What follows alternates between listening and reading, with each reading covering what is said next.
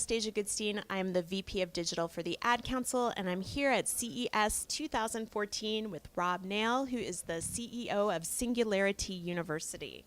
So Rob, tell me a little bit about Singularity, what it is, what you guys do, and what you see sort of happening this year for you.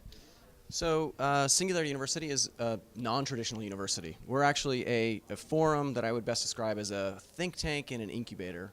We really look at, our mission is to bring people together to look at the fastest moving technologies, to understand the implications of those technologies and the opportunities that come out of them, and to really help guide them towards finding ways to use the fastest moving technologies to solve humanity's biggest problems, which we call the grand challenges.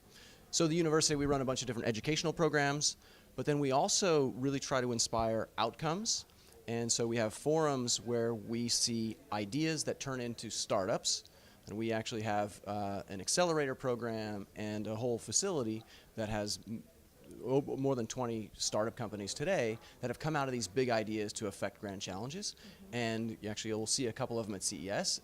So that's a really exciting outcome for us in terms of our mission to really impact the world.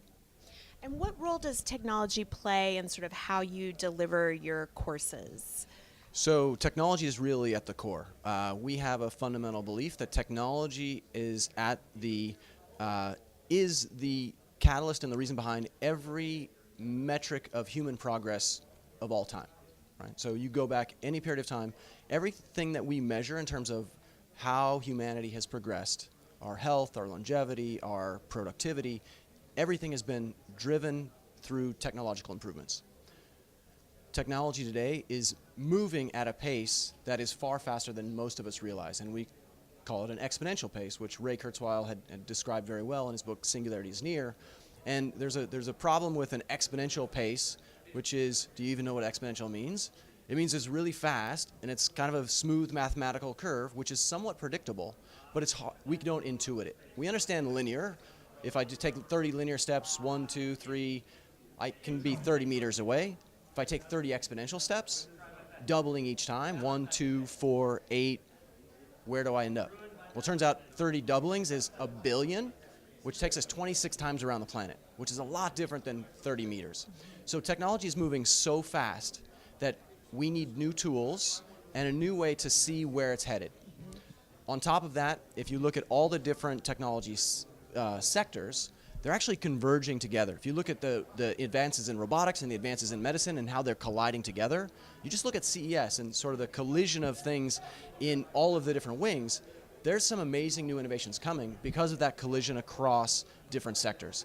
Singularity University is about creating forums to understand where each of those tracks are headed and then where they're colliding and what are the big opportunities and implications that come out of that. What is the most exciting thing that you've seen at this year's CES that you'll sort of take with you as you leave Vegas? So there's a couple of really interesting things. One, the growth of CES is very interesting. And we've seen that consistently over the last couple of years, which is very interesting considering the fact that the economy has been in a tailspin for a while now, starting to pick up slowly. But you would not know it based on how much CES has grown over the last couple of years. So that's an interesting note. There's also so many more startup companies and entrepreneurs who do not have booths, who bring their wares and get press conferences and are talking the talk. That's a really interesting new trend that is happening that is, I wouldn't spend $12,000 on a booth if I could get the press and coverage if I just showed up, right? So it's interesting. I'm sure people will try to regulate that at some point, but I think that really is part of the innovative spirit that we have at CES.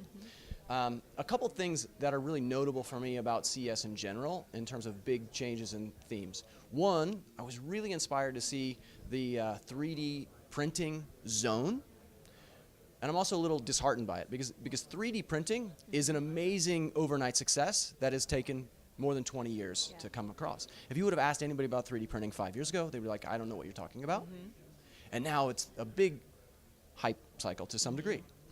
3D printing is amazing for some very specific things, but it is one very fundamental tool in a large subset of disruption happening called digital manufacturing. Manufacturing is going through a huge revolution right now and is going to look something dramatically different in 5 years. And it's called digital manufacturing, and 3D printing is part of it. And so there's a little bit of a the mainstream doesn't quite see that when you go to the 3D printing zone. Right. So that's missed. The other one is the prevalence of all of the Fitbits and the quantified self tools, right? It's blowing up. If you look at the Apple Store and the wall in the Apple Store and how many new devices, it's really exciting. But I'm also hearing people say, I bought a Fitbit, 3 months later, I got rid of it because it's useless, it doesn't do anything. And like, oh, this whole quantified self thing is worthless. That's a terrible way to think. The Google Glass is another example. People are like, oh, that's stupid, that'll never catch on. Wholly misguided. In 5 years, these wearable devices will be totally ubiquitous because as you start to, they're prototypes today. And sure, the prototype is not great and valuable, but they will progress and evolve and become very functional and completely ingrained in our lives. And so the hype cycle and dismissing things because they're so early on are some really challenging things we have when we get overwhelmed by this CES show. Right.